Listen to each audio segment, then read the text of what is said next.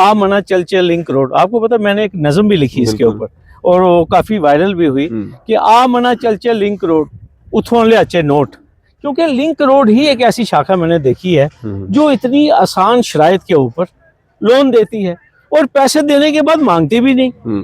ठीक है, ये तो मजबूरी बन गई जुगल जी के लिए कि उनको चुनाव लड़ना था, तो वरना तो कोई जरूरत नहीं थी, कोई पूछ थोड़ी रहा था, कोई उनकी कुड़की नहीं की किसी ने।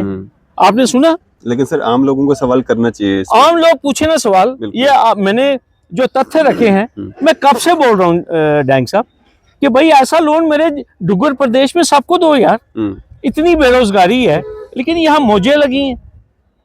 ठीक है कि आपकी जो पोजीशन थी आपने उसका पूरा फायदा उठाया, कोई ऐसी बात नहीं है। लेकिन डैंग साहब प्रोजेक्ट फिर भी नहीं बना जो शिमला में है ना, वो अभी तक नहीं बना।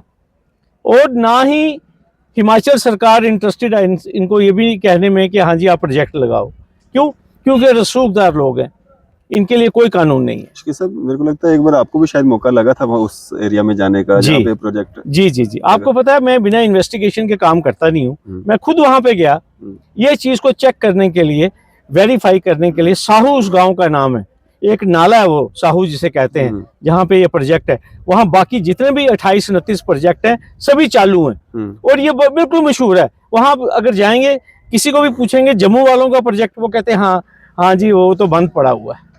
तो बेसिकली कानून आम आदमी के लिए, और वैसे भी पावर में ये लोग, आपको पता है कौन पूछेगा? सर इसको हम धोखाधड़ी भी कह सकते हैं। जिस प्रोजेक्ट के लिए आप पैसा ले रहे हो और वो प्रोजेक्ट जो है वो कभी शुरू ही नहीं हुआ, तो ऐसे अगर आम कोई व्यक्ति करे वो तो आज तक लाखों के पीछे हो, 420 में एफआईआर दर्ज हो जाएगी। एक गरीब जब लोन लेता है तो जब वो चुका नहीं पाता है तो किस तरह से उसका घर दुकान मकान सारा नीलाम कर दिया जाता है, किस तरह से उसको कई बार सलाखों के पीछे भी कर दिया जाता है। लेकिन वहीं जब कोई रसूखदार, जब कोई नेता, जब कोई लिंक जिनके होते हैं एडमिनिस्ट्रेशन के साथ, सरकारों के साथ, वो लोग लोन लेते हैं, किस तरह से उनका लोन माफ़ होता है, किस तरह से उनके खिलाफ कार्रवाइयाँ नहीं होती है, किस तरह से कंप्लेंट्स के बाद भी उनके खिलाफ कार्रवाइयाँ नहीं होती है। बात करेंगे आज हम। एडवोकेट शेख शकील सर हमारे साथ मौजूद हैं। सर कौन सा ये हमारे जम्मू कश्मीर का जो बैंक है जो 26 करोड़ लोन देता है, जिसमें इंटरेस्ट पढ़ के वो 54 करोड़ हो जाता है, लेकिन सेटलमेंट जो है 18 करोड़ में हो जाती है। तो ये गरीब जो हमारे जम्मू कश्मीर के हैं, जो नीडी लोग हैं, जिनको पैसे की ज़रूरत है, लोन लेना चाहते हैं, वो भी उसी ब्रांच में जाके जो है लोन अप्लाई करें और उनको भी इस तरह की फैसिलिटी मिल सके। डैंग साहब, हिमगिरी इंफ्रास्ट्रक्चर प्राइवेट लिमिटेड एक कंपनी है जिसके प्रमोटर्स, डायरेक्टर्स, ग्रंटर्स हमारे जम्मू शहर के क्या, हमारी अर्स्टवाइल रियासत के रसूखदार लोग, जिनमें हमारे 2 एक्स डिप्टी चीफ मिनिस्टर हैं, कविंदर गुप्ता जी, डॉक्टर निर्मल सिंह जी। डॉक्टर निर्मल सिंह जी की जो जोजा हैं ममता सिंह जी, इसके अलावा हमारे जो सिटिंग एमपी हैं जुगल किशोर जी, और भी बड़े रसूखदार लोग जो हैं वो इस कंपनी के साथ मुंसलिक हैं। इस कंपनी को 3 मेगावाट का हाइडल प्रोजेक्ट मिला चंबा में। हिमाचल सरकार ने इनको 3 मेगावाट का अपना रोज़गार चलाने के लिए, हमारे ये जो कंपनी इन्होंने बनाई थी अपना लाइवलीहुड के लिए, ये रोज़गार के लिए इनको ये मिला। बहुत अच्छी बात है। तो ये तो अच्छी बात है, बिजली पैदा करनी, वैसे भी बिजली की कमी है। तो अल्टीमेटली उस प्रोजेक्ट को कमीशन करने के लिए, लगाने के लिए सरमाए की ज़रूरत थी। तो हमारे जम्मू कश्मीर बैंक लिमिटेड ने जो लिंक रोड शाखा है, ये इस हिमगिरी कंपनी ने उसको रुजू किया जी। 3 टर्म लोन जो है ना, 3 किस्तों में इनको ये लोन दिया गया, जो एग्जैक्ट अमाउंट जो है वो 26 करोड़ से ज़्यादा इनको लोन मिला। अब इनको प्रोजेक्ट लगाना था वहाँ हिमाचल में। अच्छा। तो वो प्रोजेक्ट आज तक नहीं लगा, ये मैं सूचित करना चाहता हूँ आपको। बार बार हमने पता किया, ये प्रोजेक्ट वहाँ पे अभी तक कमीशन नहीं हुआ है। सर बैंक क्या मतलब इतना अनजान बैठा हुआ था कि पहली किस्तें तो इसीलिए की होंगी कि फिलहाल वहाँ पे आप सेटअप बैठाएंगे जी, दूसरी किस्त में आप वहाँ पे दीवारें वगैरह खड़ी करेंगे, तो तीसरी किस्त में आपको मतलब देखिए वो चीजें देखनी पड़ती है ना। देखिए मैं आपको एक चीज कहूँगा, कई जगहों पे बैंक को आंखें बंद करनी पड़ती है। अच्छा, करनी पड़ती है। हाँ, करनी पड़ती है ना। जब डॉक्टर निर्मल सिंह साहब गारंटर हों, डायरेक्टर कविंदर गुप्ता जी हो, जुगल किशोर जी हो, ममता सिंह हो, तो फिर बैंक की क्या मजाल है? फिर बैंक अपना ही है, ठीक है। फिर वो बन जाते हैं खाते, रिपोर्टें बन जाती हैं। आज 50% काम हो गया, आज ये हो गया, आज बिजली कड़क गई, आज हमारा नुकसान हो गया। तो ये खाना पूर्ति चलती रहती है। तो ये बैंक वाले अपनी जेबों से पैसा देते हैं या आम लोगों का जो जमा हमारे पैसा होता है? लोगों का पैसा। डैंग साहब, जो बात आज मैं जम्मू कश्मीर के अवाम को बताना चाहता हूँ कि इनका अकाउंट एनपीए हो गया, ये लिंक रोड ब्रांच में। अच्छा। जब एनपीए हो गया तो बैंक ने कोई कार्रवाई तो की नहीं। अब अल्टीमेटली अब सुनने में ये जो आया है कि ओटीएस हो गया है, वन टाइम सेटलमेंट हो गई है इस कंपनी के साथ। सूद लगा के ये टोटल 54 करोड़ बना था अमाउंट। कितना? 54 करोड़। हाँ, 54 करोड़। तो ये अभी सेटलमेंट हुई है इनकी 18 करोड़ के ऊपर। असल अमाउंट जो है वो 26 करोड़ है, सूद मिला के 54 करोड़ है। और जो सेटलमेंट हुई है ये साल 23 में, और अल्टीमेटली 18 करोड़ रुपया सुनने में आया है कि बैंक ने इनको कहा है कि आप जमा कराओ। और मज़ेदार बात ये है डैंग साहब, बहुत कोशिश की हमने ये जानने की कि ताकि लोगों को भी पता चले कि भाई ये लोन कितने अमाउंट पे सेटल हुआ। ये मैं सिर्फ जम्मू कश्मीर की आवाम को बताना चाहता हूँ कि 54 करोड़ रुपया विद इंटरेस्ट था, 26 करोड़ रुपया एक्चुअल अमाउंट था, प्रिंसिपल अमाउंट था, और 18 करोड़ के ऊपर डैंग साहब ये फाइनल हुआ है। अल्लाह करे इसी किस्म की रियायत जम्मू कश्मीर बैंक जो है हर किसी को दे, एक आम आदमी को भी दे। हमें कोई जलन नहीं है। अच्छा हो गया डॉक्टर निर्मल सिंह साहब को, उनकी जोजा ममता जी को, कविंदर जी को, जुगल जी को रिलीफ मिला है। लेकिन क्या ये रिलीफ एक किसान को मिलेगा? क्या ये रिलीफ एक गरीब आदमी को मिलेगा? क्या एक जो अनएम्प्लॉयड है उसको इतना आसान लोन मिलेगा? क्या उसका भी इस तरह कर्जा जो है इतनी आसान शराइत के ऊपर सेटल होगा? मैं ये चीज़ बताना चाहता हूँ। और बड़ी मज़ेदार बात डैंग साहब, एक आम आदमी जब लोन की अदायगी नहीं करता है, बैंक वाले टीम लेके जाते हैं उसके घर, वहाँ ढोल बजाते हैं, बिल्कुल नीलामी करते उसकी नीलामी करते हैं, उसकी बदनामी करते हैं, उसके अखबारों में फोटो देते हैं। बिल्कुल। आजकल तो सरफेसी एक्ट इतना सख्त है कि कुड़ करते हैं उसकी प्रॉपर्टी। घर में अगर सामान भी है उसके समेत ताला लगा देते हैं। लेकिन इनके खिलाफ कोई कार्रवाई नहीं हुई। ये मैं आपको बताना चाहता हूँ, कोई कार्रवाई नहीं हुई।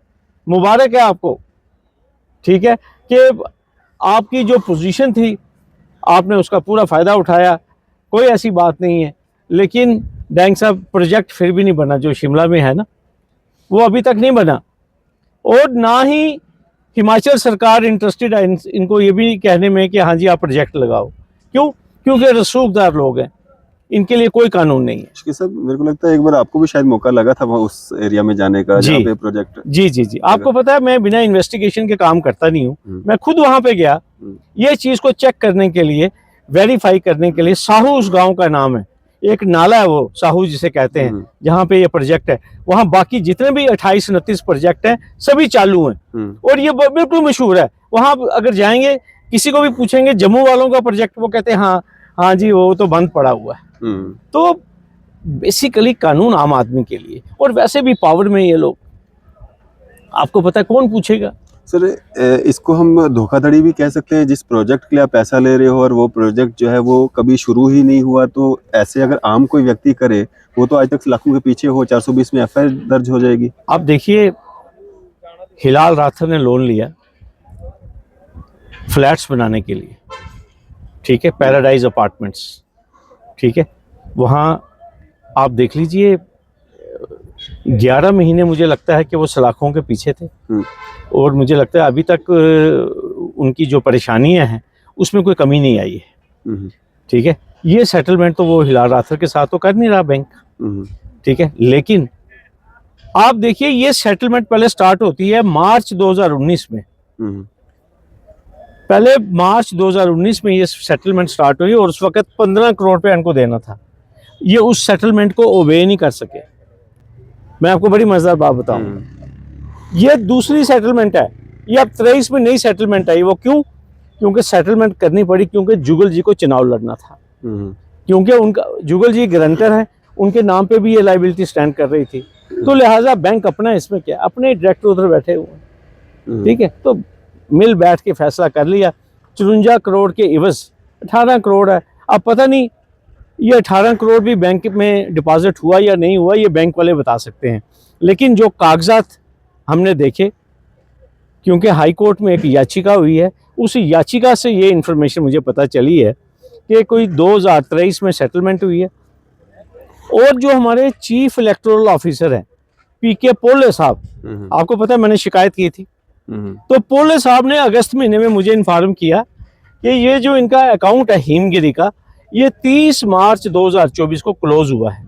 तो इसका मतलब ये है कि बैंक वाले लिख के दिया उन्होंने चीफ इलेक्टोरल ऑफिसर को कि भैया हमें ये पता चला है कि 30 मार्च 24 को ये अकाउंट क्लोज हुआ है, क्योंकि 30 मार्च 24 जो थी नॉमिनेशन फाइल करने की लास्ट डेट थी, और 30 मार्च को ही जुगल जी ने ये नॉमिनेशन फाइल किया था और ये दिखाया था कि अब कोई लाइबिलिटी नहीं है। तो मैं इस्तदा करूंगा बैंक को कि जिस तरह आपने ये वन टाइम सेटलमेंट की है हिमगिरी इंफ्रास्ट्रक्चर कंपनी के साथ, आम लोगों को भी राहत दें। सर क्या लोगों को भी लिंक रोड J&K बैंक में जाना चाहिए, अप्लाई करना चाहिए, क्योंकि इस तरह की स्कीम्स आम लोगों को भी मिल सके? मैं तो बार बार कहता हूँ, आ मना चल चल लिंक रोड। आपको पता मैंने एक नज़म भी लिखी इसके ऊपर और वो काफ़ी वायरल भी हुई कि आ मना चल चल लिंक रोड उथों ले अच्छे नोट। क्योंकि लिंक रोड ही एक ऐसी शाखा मैंने देखी है जो इतनी आसान शराइत के ऊपर लोन देती है और पैसे देने के बाद मांगती भी नहीं, ठीक है। ये तो मजबूरी बन गई जुगल जी के लिए कि उनको चुनाव लड़ना था, तो वरना तो कोई जरूरत नहीं थी, कोई पूछ थोड़ी रहा था, कोई उनकी कुड़की नहीं की किसी ने, आपने सुना। लेकिन सर आम लोगों को सवाल करना चाहिए, आम लोग पूछे ना सवाल। ये मैंने जो तथ्य रखे हैं, मैं कब से बोल रहा हूँ डैंग साहब कि भाई ऐसा लोन मेरे डुग्गर प्रदेश में सबको दो यार। इतनी बेरोजगारी है, 4-4 लाख लड़के जो हैं कांस्टेबल की भर्ती के लिए अप्लाई कर रहे हैं, बिल्कुल 4-4 लाख लड़के जो हैं वो सब इंस्पेक्टर के लिए अप्लाई कर रहे हैं। इतनी बेरोजगारी है, लेकिन यहाँ मौजें लगी हैं, ठीक है। 54 करोड़ अमाउंट है और जम्मू कश्मीर बैंक जो है वो 18 करोड़ पे सेटलमेंट कर रहा है। तो मैं चाहता हूँ कि इस किस्म का लोन जो है वो सबको मिले, तो हम सबको चलना चाहिए। कहाँ पे? लिंक रोड ब्रांच, ताकि हमारी भी मदद हो, थोड़ा हम भी थोड़ा लिफ्ट कराएं अपने आप को। बिल्कुल, चलिए शुक्रिया हमारे से बातचीत करने के लिए। तो आप सब लोग जो है लिंक रोड J&K बैंक जाइए, वहाँ पे इस स्कीम के बारे में पता कीजिए, ये कौन सी स्कीम है जहाँ पे आप 26 करोड़ लेते हैं और 18 करोड़ आपको चुकाना पड़ता है। वो भी चुकाया है या नहीं चुकाया वो भी अभी तक क्लियर नहीं है। विद इंटरेस्ट तो 54 करोड़ था, 54 करोड़ है। अब जो सेटलमेंट हुई है 18, लेकिन जो असल है वो 26 है। तो बिल्कुल लोगों को जाना चाहिए वहाँ पे, बैंक मैनेजर से वहाँ पे बात करनी चाहिए कि हमें भी इस तरह का लोन दीजिए, ताकि हम भी अपने जो है बिजनेस सेटअप जो है वो तैयार कर सकें, जितने भी बेरोजगार लोग हैं। आपकी इस सब पे क्या राय है? अभी अपनी राय जो है जरूर साझा कीजिएगा। इसी तरह की मजीद अपडेट्स के लिए आप देखते रहें न्यूज़ इंडिया।